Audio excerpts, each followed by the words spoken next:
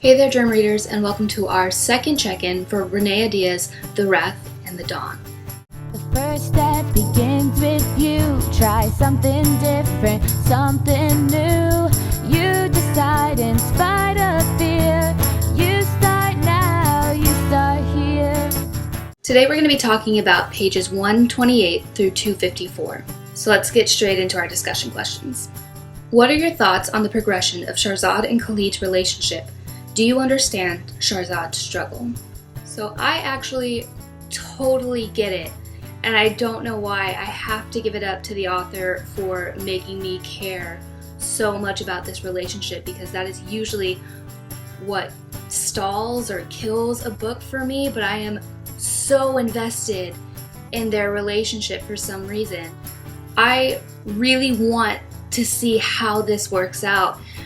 I am totally there with Shahrzad at the beginning, totally understood him to be this really evil guy who had to be stopped.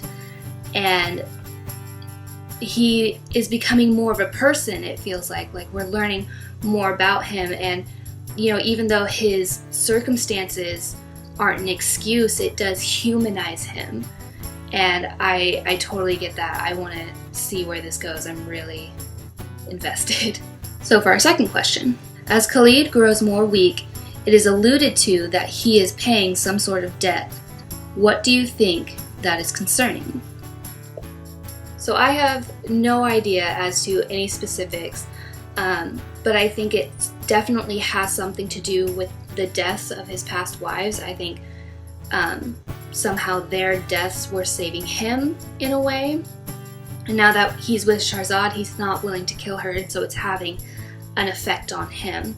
I think Jalal knows exactly what's going on. I think he totally gets it, and that's why he can be so upfront, so straightforward with Khalid, without any kind of real consequence as anybody else would get. I think it's also worth noting that it's been said that Shahrzad has some sort of ability that is in her lineage, but we haven't been given any kind of specifics on that yet either. But I feel like at some point the two are going to play into one another in some way, but I have no idea how any of it's going to turn out yet.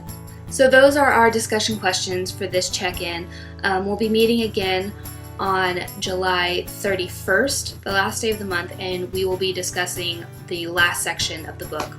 So read the rest, and we'll be back here for more questions and discussion. An exciting announcement: just like last month, the author has agreed to do an interview, and I want to use your questions. So as you're reading, just start thinking of questions that you want to know from the author, and then send them to me.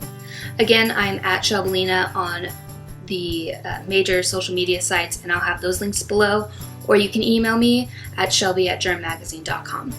So I look forward to hearing from all of you and what you've been thinking, and I will see you soon for our last check-in.